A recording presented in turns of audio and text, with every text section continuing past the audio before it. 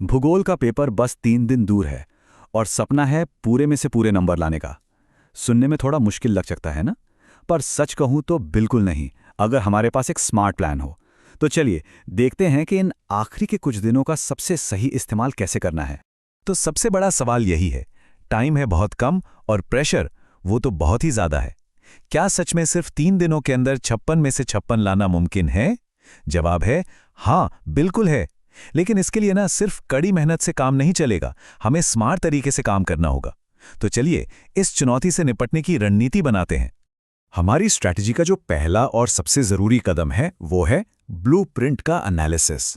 चलिए इसमें थोड़ा गहराई से उतरते हैं और पता लगाते हैं कि सबसे ज्यादा नंबर आखिर छुपे कहाँ हैं, ताकि हम सीधा उन्हीं टॉपिक्स पर हमला कर सकें।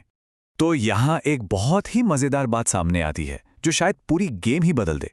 जैसा कि यहाँ दिख रहा है, कुल 56 में से पूरे 35 नंबर सिर्फ छोटे ऑब्जेक्टिव स्टाइल सवालों से आ रहे हैं, मतलब आधे से भी कहीं ज्यादा। बड़े सवाल तो सिर्फ 17 नंबर के हैं। तो हमारा असली फोकस कहाँ होना चाहिए, ये अब बिल्कुल साफ है। तो ये जो 35 नंबर है ना, यही हमारा मैजिक नंबर है। सोचिए, इसमें 18 मल्टीपल चॉइस सवाल, 10 फिल इन द ब्लैंक्स और 9 बहुत ही छोटे जवाब वाले सवाल हैं। अगर इन पर पकड़ बना ली तो समझ लीजिए कि आधा पेपर तो हमारी मुट्ठी में आ गया। अच्छा, अब जब हम ये जान गए हैं कि छोटे सवाल कितने जरूरी हैं, तो इसी के बेस पर हम अपनी 2 किताबों की स्ट्रैटेजी बनाएंगे, क्योंकि दोनों किताबों को पढ़ने का तरीका एकदम अलग होने वाला है। चलिए देखते हैं कैसे। और ये स्लाइड ये सब कुछ एकदम साफ कर देती है। जरा ध्यान से देखिए, दोनों ही किताबों की जो तीसरी यूनिट है वो सबसे ज्यादा नंबर वाली है। लेकिन असली खेल है इसके पैटर्न में। पहली किताब की यूनिट 3 में 18 में से 11 नंबर छोटे सवालों से आ रहे हैं। इसका सीधा मतलब है कि किताब को लाइन बाय लाइन पढ़ना होगा। वहीं दूसरी किताब की यूनिट 3 में 14 में से 10 नंबर बड़े सवालों से आ रहे हैं। तो यहां रट्टा नहीं मारना है, यहां बड़े जवाबों को गहराई से समझना है। इस जानकारी के साथ अब हम बड़े सवालों पर सीधा निशाना लगा सकते हैं। अब कोई कंफ्यूजन नहीं, बस एकदम सटीक तैयारी करनी है। तो पेपर का पूरा रोड मैप अब हमारे सामने है।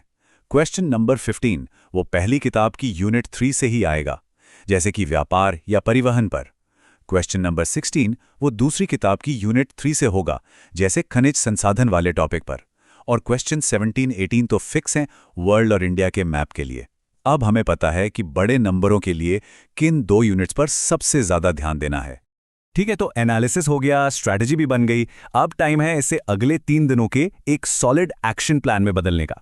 तो ये रहा हमारा 3 दिन का मिशन।